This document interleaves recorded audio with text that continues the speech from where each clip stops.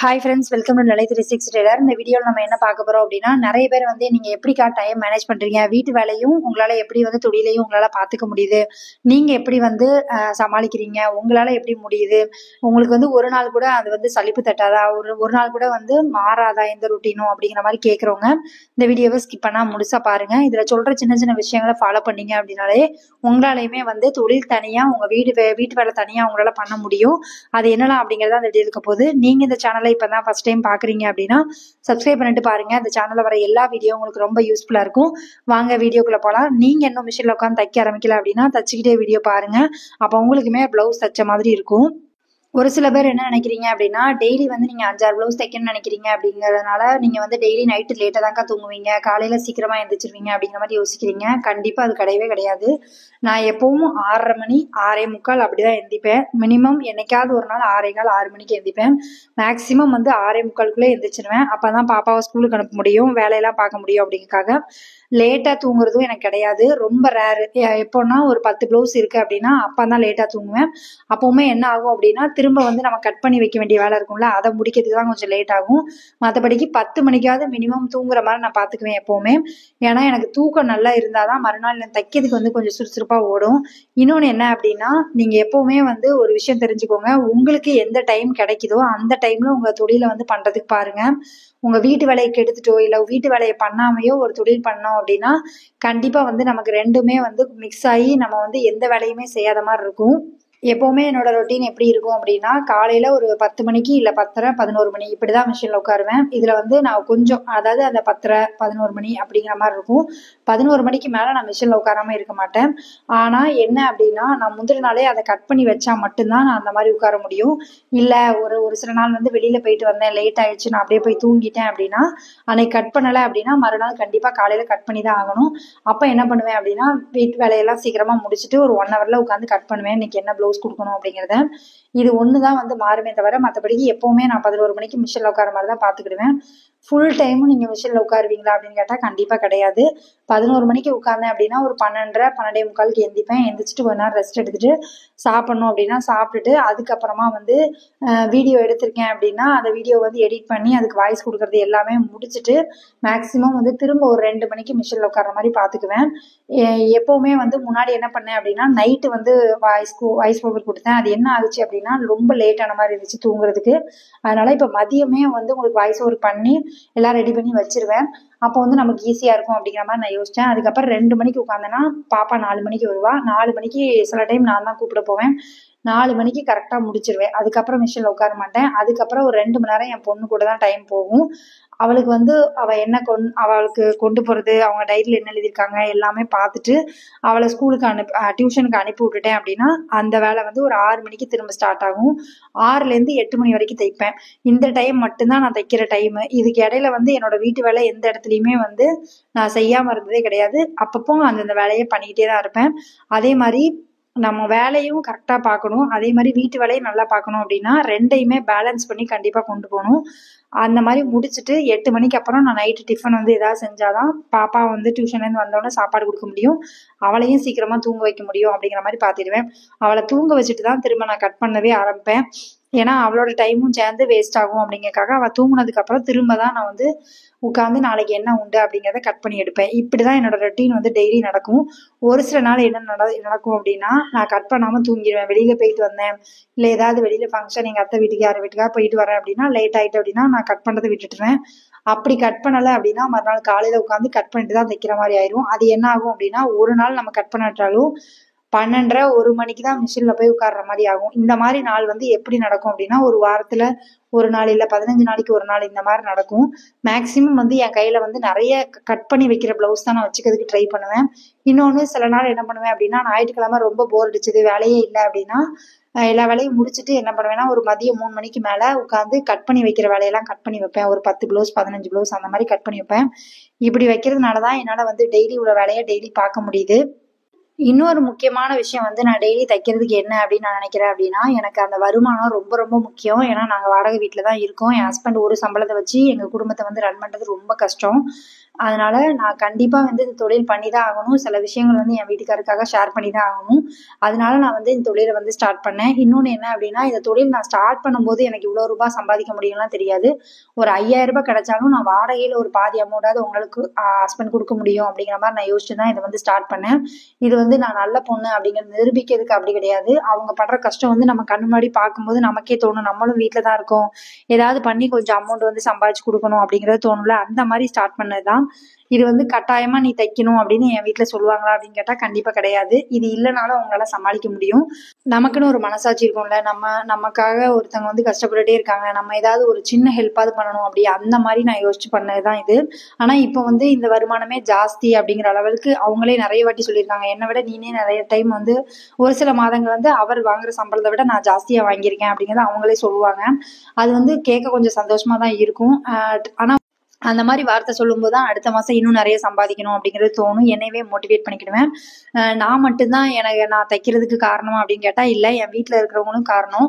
ஏன்னா அவங்களும் சின்ன சின்ன வேலைய எனக்கு வந்து வேலை இருக்கு, ஒரு 10 பிளவுஸ் இருக்கு அப்படின்னா நான் சொன்னா அதை புரிஞ்சுக்கிட்டு அந்த ஒரு சில வேலையை அவங்களே பாத்துக்குவாங்க, என்னைய வந்து எதிர்பார்க்க மாட்டாங்க. அந்த மாதிரி இருக்கிறதுனால எனக்கு வந்து பெருசா வந்து ஸ்ட்ரகிள் பண்ணி நான் தைக்கிறேனா அப்படின்னு கேட்டா கண்டிப்பா கிடையாது. ஒருவேளை நான் ஒரு நாள் வந்து நைட்டு சாப்பாடு செய்யல அப்படின்னா கூட எனக்கு வந்து ஓகே பரவாயில்ல, நம்ம வெளியில பாத்துக்கிடுவோம் அப்படிங்கிற மாதிரி சொல்லுவாங்க. அது நான் தப்பா ரைட்டா அப்படின்னு எனக்கு கேட்டா எனக்கு தெரியல. ஒரு சில நாள் வந்து அப்படி அமையும். அன்னைக்கு வந்து அவங்க புரிஞ்சுக்கிட்டு இல்லப்பா நான் வெளியில வாங்கிக்கிறேன், இட்லி ஏதாவது வாங்கிட்டு வரேன் அப்படிங்கிற மாதிரி சொல்லிடுவாங்க. அதனால எனக்கு ஒன்றும் பெருசா தெரியாது. ஆனா ரெகுலரா வந்து கண்டிப்பா வீட்டுலதான் சமைக்கணும் அப்படின்னு சொல்றவங்களுக்கு கொஞ்சம் கஷ்டம்தான். நான் இல்லைன்னு சொல்லல. என் வீட்டுல இருக்கவங்க அது கண்டிப்பா சப்போர்ட் பண்றாங்க. எப்பவுமே வந்து என்ன பொறுத்த வரைக்கும் டைம் வந்து வேஸ்ட் பண்ணக்கூடாது. இன்னொன்னு என்ன அப்படின்னா, நம்ம கிடைக்கிற டைம்ல நமக்கு வந்து எத்தனை வருஷம் எனக்கு இப்படி பிளவுஸ் வந்துகிட்டே இருக்கும் அப்படிங்கிறது தெரியாது. ஒரு நாள் வந்து எனக்கும் பிளவுஸ் கம்மியாகும், அந்த நாளும் வரும். ஆனால் கூட நம்ம வந்து முடிஞ்ச அளவுக்கு இப்போ நம்மளால முடியுது, நமக்கு வருது அப்படின்னா அந்த பிளவுஸை தச்சு நம்மளால வருமானம் சம்பாதிக்க முடியுது அப்படின்னா கொஞ்சம் வந்து சேவிங்ஸ் பண்ணி வச்சுக்கணும் அப்படிங்கிற மாதிரி நான் யோசிப்பேன். இன்னொன்னு என்ன அப்படின்னா, நமக்கு ஒரு சொந்த வீடு அப்படிங்கிறது ரொம்ப பெரிய கனவு. அதுக்கு வந்து கொஞ்சம் கொஞ்சமா சிறுக சிறுக சேமிச்சாதான் நம்மளால வந்து ஓரளவுக்காவது வந்து அதுக்கு என்ன பண்ண முடியுமோ அதுக்கு வந்து கொஞ்சம் வந்து ஹெல்ப் பண்ண முடியும். அதனாலயே வந்து இன்னும் நிறைய உழைக்கணும், நிறைய சம்பாதிக்கணும் அப்படிங்கிற, ஏன்னா நமக்கு தேவை அதிகமா இருக்கும்போது நம்ம ஆட்டோமேட்டிக்கா நம்ம உழைக்க ஆரம்பிச்சிருவோம். அதனால நீங்க ஒரு கமிட்மெண்ட்டுக்குள்ள போங்க, கண்டிப்பா உங்களால தைக்க முடியும். நிறைய பேர் வந்து எனக்கு தைக்க முடியலக்கா, டைம் இல்லை அப்படின்னு சொல்றது ரீசன் வந்து அதுதான். இன்னொன்னு வந்து என்ன, நல்ல யோசிங்க. நான் வந்து இதை வந்து என்னடா எல்லா வீடியோலையும் இந்த அக்கா அப்படி சொல்றாங்க அப்படிங்கறத எடுத்துக்க வேண்டாம். நான் சொல்றது என்ன அப்படின்னா, ஒரு மொபைல் போன் பாக்குறதுக்கு உங்களால வந்து டைம் இருக்கு, அதுக்காக செலவு பண்ண முடியுது அப்படின்னா உங்களுக்கு ஒரு தொழில் இருக்கு, அந்த தொழிலை பண்றதுக்கும் உங்களால கண்டிப்பா டைம் செலவு பண்ண முடியும். உங்க டைமை நீ எந்த இடத்துலலாம் வந்து நமக்கு வேஸ்டா போகுது அப்படிங்கறத நீங்க கரெக்டா கண்டுபிடிச்சிட்டீங்க அப்படின்னா கண்டிப்பா உங்களால, நான் அதுக்காக என்ன மாதிரியே நீங்க வந்து காலையில இருந்து நைட் வரைக்கும் தைக்கணும் அப்படிங்கிற மாதிரிலாம் இல்ல.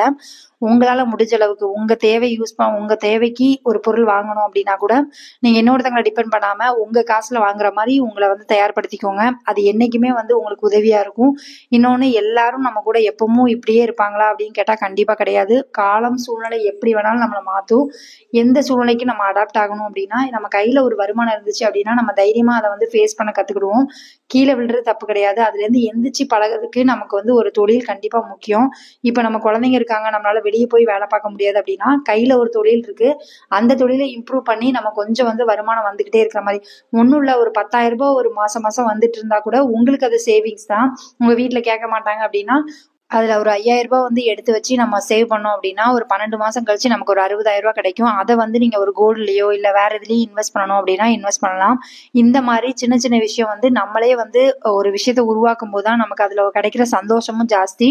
இன்னொன்னு, நம்ம வீட்டுல இருக்கவங்களே பரவாயில்லையா, வீட்டுல இருந்தே இவ வந்து இதை வந்து வாங்கியிருக்கா அப்படிங்கிற எண்ணமும் நமக்கு வரும். நம்ம மேலேயே நமக்கு ஒரு கான்பிடன்ட் வரும், நம்மளால முடியும் அப்படிங்கிற மாதிரி. ஏன்னா நம்ம கிடைக்கிற காலத்தெல்லாம் மிஸ் பண்ணிட்டு நமக்கு ஒரு எமர்ஜென்சி சூழ்நிலை வரும்போது நம்ம வந்து காசுக்கு இன்னொருத்தங்கிட்ட போய் கடன் வாங்குறதுக்கு நம்ம கையில இருக்கும்போது ஒரு தொழில் இருக்கு, அந்த தொழில் மூலியமா நமக்கு வருமானம் வருது அப்படின்னா கண்டிப்பா வந்து ஒரு 2 மணி நேரம், நான் ரொம்ப வந்து ஜாஸ்தி இல்ல, காலையில ஒரு 2 மணி நேரம், ஈவினிங் ஒரு 2 மணி நேரம், 4 மணி நேரம் உட்கார்ந்தாலே ஒரு பிளவுஸ்க்கு நீங்க 200 ரூபாய் வாங்கினாலும் 4 பிளவுஸ்க்கு 800 ரூபாய் வரைக்கும் நம்மளால சம்பாதிக்க முடியும். இது பிளவுஸோட நிக்காது, அந்த சாரியை முந்தி அடிக்கிறது, சாரி ஃபால்ஸ் அடிக்கிறது, இதெல்லாம் சேர்த்தா மினிமம் வந்து ஒரு நாளைக்கு சாலிடா உங்களால 1000 ரூபாய் வரைக்கும் சம்பாதிக்க முடியும். இல்லக்கா எனக்கு அவ்வளோ தைக்க முடியாது அப்படின்னா கூட ஒரு 2 ப்ளவுஸ் தைச்சிங்கன்னா 500 ரூபாய் வரைக்கும் உங்களால சம்பாதிக்க முடியும். இந்த மாதிரி நீங்க தான் உங்களை வந்து மோட்டிவேட் பண்ணிக்கணும். ஏன்னா காசே எனக்கு தேவைப்படலை அப்படின்னு சொல்ற ஆள் யாருமே இருக்க மாட்டாங்க. எல்லாருக்கும் ஏதோ ஒரு விஷயத்துல வந்து காசு தேவைப்படதான் செய்யும். இன்னொன்னு, நான் உங்க வீட்டுல இருக்கிறவங்க சப்போர்ட் பண்றாங்க பண்ணல அப்படிங்கிறத தாண்டி உங்களுக்கு ஒரு தொழில் தெரியும், அந்த தொழிலை வந்து நீங்க கத்துக்கிட்டீங்க, அதுக்கு தேவையான அந்த தொழிலுக்கு தேவையான பொருள் எல்லாம் உங்ககிட்ட இருக்கு அப்படின்னா கண்டிப்பா நீங்க வந்து வீட்டுல மிஷின் வந்து சும்மா போடாதீங்க. ஏன்னா ஒவ்வொரு வீட்லயும் வந்து ஒரு சிலர்லாம் வந்து எனக்கு தைக்க தெரியும்க்கா, நான் மிஷின் வாங்கி தர மாட்டேங்காங்க வீட்டுல அப்படின்னு சொல்றவங்களாம் நிறைய பேர் நான் பார்த்திருக்கேன். அப்படி இருக்கிறவங்க மத்தியில உங்களுக்கு மிஷினும் வீட்டுல இருக்கு, உங்களுக்கு ஒரு தொழிலும் தெரியும் அப்படின்னா பயத்தினால நீங்க வந்து நான் தைக்க முடியாதுன்னு நினைக்காதீங்க. ஒரு சிலருக்கு வந்து வீட்டுல இருக்கவங்களா அந்த தைப்பேங்க, ஆனா வெளியில தைக்கிறது கொஞ்சம் பயமா இருக்கு, எதுவும் சொல்லிடுவாங்களோ திட்டிடுவாங்களோ அப்படிங்கிற மாதிரி. நீங்க ஒரு இடத்துல வேலைக்கு போனீங்க அப்படின்னா ஒரு சின்ன தப்பு நடக்கும்போது திட்டதான் செய்வாங்க. அதுக்காக வேலையை விட்டே நம்ம வரப்போறது இல்லை. அதை சரி பண்ணிட்டு அடுத்து நம்ம வேலையை நம்ம பார்க்க தான் போறோம். அந்த மாதிரிதான் நம்ம வந்து ஒருத்தங்களை ஃபேஸ் பண்ணவே கஷ்டப்படுறோம் அப்படின்னா எப்படி நம்மளால வந்து தொழில் பண்ண முடியும் அப்படிங்கிற மாதிரி யோசிங்க. அவங்களுமே மனுஷங்க தான். ஒரு சிலருக்கு வந்து ஒரு மாதிரி சொல்லுவாங்க, ஒரு சிலர் ஹார்ஷா பேசுவாங்க, ஒவ்வொருத்தங்க ஒவ்வொரு மாதிரி இருப்பாங்க. அவங்க சொன்னாங்க அப்படிங்கிறதுக்காக நம்ம நல்லா தைக்கல அப்படிங்கிறது கிடையாது. அதுக்காக நம்ம தப்பு பண்ணோம் அப்படின்னா அதை சரி பண்ணி கொடுக்கவும் நம்ம கத்துக்க முடியும். தப்பே பண்ணாம எந்த ஒரு தொழிலையுமே நம்மளால பண்ணவே முடியாது. சின்ன சின்ன மிஸ்டேக் வருது, அதனால நம்மளை வந்து திட்டுறாங்க அப்படின்னா அவங்க காசு கொடுக்குறாங்க அப்படிங்கும் போது அவங்க கண்டிப்பா வந்து சில பேர் வந்து ஹார்டா பேசுவாங்க. நம்ம தான் அதுக்கு தக்கன வந்து பதில் சொல்லி நம்ம கரெக்ட் பண்ணி கொடுக்கறது நம்ம கடமை. இதை மட்டும் நீங்க கரெக்டா புரிஞ்சுக்கிட்டீங்க அப்படின்னா கண்டிப்பா இந்த தொழில வந்து உங்களுக்கு பயமே வராது. நானுமே இந்த தொழிலை வந்து ஸ்டார்ட் பண்ணும்போது நிறைய பயந்துருக்கேன். ஒருத்தவங்களுக்குலாம் சில பேருக்குலாம் தைக்கவே கொடுத்தாங்க அப்படின்னா பயந்துகிட்டே தைப்பேன். 1 மணி நேரம் 2 மணி நேரம் உட்காந்து அவங்களுக்கு பார்த்து உட்காந்து தைச்சிட்டு இருப்பேன். என்ன ரீசன் அப்படின்னா திட்டிடக்கூடாது, கரெக்டா இருக்குன்னு சொல்லணும் அப்படிங்கிற பயத்துல. போக போக உங்களுக்கு வந்து டெய்லி வந்து பிளவுஸ் தைக்க ஆரம்பிக்கும் போது என்ன ஆகும் அப்படின்னா ஒரு ப்ராக்டிஸ் ஆயிரும். இந்த சைஸ்லாம் தான் பிளவுஸ் வரும், இப்படிதான் தைக்கணும், இந்த மாதிரி மிஸ்டேக்லாம் வந்திருக்கு, இதை வந்து நம்ம இதுல கரெக்ட் பண்ணணும், இதெல்லாம் வந்து தானா கத்துக்குவீங்க. இதுக்கு ஒன்றும் நம்ம ஒரு கிளாஸ் போய் திரும்ப கத்துக்கணும் அப்படிங்கிறதுலாம் கிடையாது. நம்ம சின்ன சின்ன மிஸ்டேக் பண்ணி தான் அதை கத்துக்க முடியும்.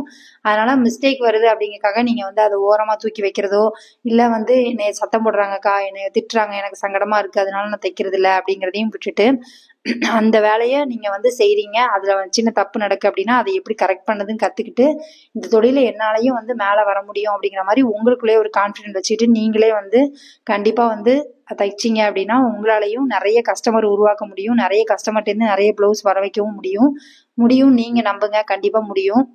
ஒரு சில நாள் வந்து டென்ஷனா தான் இருக்கும். ஃபெஸ்டிவல் டைம்லாம் வந்துட்டுனா கண்டிப்பா டென்ஷனா தான் இருக்கும், அதனால நான் இல்லைன்னு சொல்ல மாட்டேன். ஆனாலும் கூட நமக்கு ஒரு வருமானம் கிடைக்குது. நீங்க தீபாவளி பொங்கல் டைம்லாம் தைச்சிங்க அப்படின்னா மினிமம் வந்து ஒரு வாரமே வந்து 6000 7000 ரூபாய்க்கு சால்ட்டா தைக்க முடியும். ஏன்னா நிறைய பேர் எல்லாருமே தீபாவளிக்கு மோஸ்ட்லி ட்ரெஸ் எடுப்பாங்க. அப்படிங்கும்போது நமக்கு நிறைய ஆர்டர் வரும், நிறைய சம்பாதிக்க முடியும். அதனாலதான் நான் எப்பவுமே இப்ப இருந்தே நீங்க ஸ்பீடா தைச்சு பழகுங்க அப்படின்னு சொல்றதுக்கு ரீசன் அதுதான். தீபாவளி டைம்லாம் வந்துச்சுன்னா ஒரு நாளைக்கு நீங்க 7 பிளவுஸ் 8 பிளவுஸ் தைக்கிற மாதிரி தான் வரும். ஒரு சிலர்லாம் வந்து நம்ம அவாய்ட் பண்ணவே முடியாது. ஏக்கா தச்சு கொடுங்கக்கா, நீங்க கரெக்டா தைப்பீங்க அப்படிங்கிற மாதிரிலாம் சொல்லும் போது நம்ம வேற வழியே கிடையாது, தச்சுதான் ஆகணும். அதனாலதான் நான் எப்பவுமே வந்து நார்மலா தைக்கும் போதே கொஞ்சம் ஸ்பீடா தச்சு பழகுங்க, சீக்கிரமா தச்சு பழகுங்க. ஒவ்வொரு நாளும் வந்து ஒரு நீங்க வந்து அலாரம் வச்சு தையுங்க. 1 ஹவர்லனா 1 ஹவர்ல முடிக்கிறேனான்னு பாருங்க. அப்புறம் 55 நிமிஷம் எடுங்க, அப்புறம் 50 நிமிஷம், இப்படி கொஞ்சம் கொஞ்சமா கம்மி பண்ணி கொஞ்சம் ஃபாஸ்டா தைக்கிறதுக்கு என்ன பண்ண முடியுமோ அதை பண்ணுங்க. ப்ராப்பரா கட் பண்ணிட்டு மிஷின்ல போய் உட்காருங்க. அதே மாதிரி ஒயாம வந்து மிஷின்ல உட்காந்துட்டு ஒரு பிளவுஸ் முடிக்கிறதுக்குள்ள 10 தடவை எந்திக்காதீங்க. இந்த மாதிரி விஷயம் தான் வந்து உங்களுக்கு டெய்லர் தொழில் வந்து பண்றதுக்கு சோம்பேத்தனம் ஆகுறதுக்கு முக்கியமான ரீசனா இருக்கும். உங்க கையில இப்ப பிளவுஸ் இருக்கா, எடுத்து நான் வந்து இத்தனை பிளவுஸ் கொடுக்கணும்க்கா, நான் அந்த பிளவுஸை தைக்கணும் அப்படின்னு நினைச்சிட்டீங்க அப்படின்னா கண்டிப்பா எடுத்து கட் பண்ணி நீங்க தைக்க ஆரம்பிங்க. உங்க வேலையை நீங்க பாத்தீங்க அப்படின்னா இந்த தொழில நிறைய சம்பாதிக்க முடியும். தேவையில்லாத விஷயத்துக்கு நம்ம டைம் வேஸ்ட் பண்றதை விட நமக்கு ஒரு வருமானத்தோட ஒரு தொழில் இருக்கு, அந்த தொழிலை அடுத்த ஸ்டெப் கொண்டு போறதுக்கு நம்ம என்ன பண்ணணும் அப்படிங்கறத நீங்க பாருங்க. கஸ்டமரையுமே வந்து கரெக்டா ஹேண்டில் பண்ண கத்துக்கோங்க. அது போக போக தான் வரும். ஒருத்தவங்க சொல்லிலாம் இன்னொருத்தவங்களுக்கு தெரியாது. ஒவ்வொருத்தவங்களையும் பார்க்கும்போது அவங்க பேசுறத வச்சுதான் நம்ம வந்து கத்துக்க முடியும். அதனால கண்டிப்பா கஸ்டமர்கிட்ட பேசுறதையும் நீங்க பழக்கமா வச்சுக்கோங்க. அப்பதான் உங்களால வந்து தொழில வந்து மேல வர முடியும். எல்லா கஸ்டமரும் ஒரே மாதிரி இருக்க மாட்டாங்க. ஒரு சிலர் வந்து ரூடா இருப்பாங்க, ஒரு சிலர் வந்து சாஃப்டா பேசுவாங்க. அதனால நீங்க தான் அதை வந்து கரெக்ட் பண்ணி அங்கங்க எப்படி பேசணுங்கிறத கத்துக்கணும். தேங்க்யூ ஃப்ரெண்ட்ஸ், இவ்வளவு நேரம் வீடியோ பார்த்ததுக்கு ரொம்ப நன்றி. இந்த வீடியோ வந்து உங்களுக்கு பிடிச்சிருக்கும்னு நினைக்கிறேன். பிடிச்சிருக்கு அப்படின்னா லைக் பண்ணுங்க, கமெண்ட் பண்ணுங்க, ஷேர் பண்ணுங்க. இந்த மாதிரி வீடியோ வேணும் அப்படின்னாலும் கீழே கமெண்ட் பண்ணுங்க. தேங்க்யூ ஃப்ரெண்ட்ஸ், இவ்வளவு நேரம் வீடியோ பார்த்ததுக்கு ரொம்ப நன்றி. தேங்க்யூ.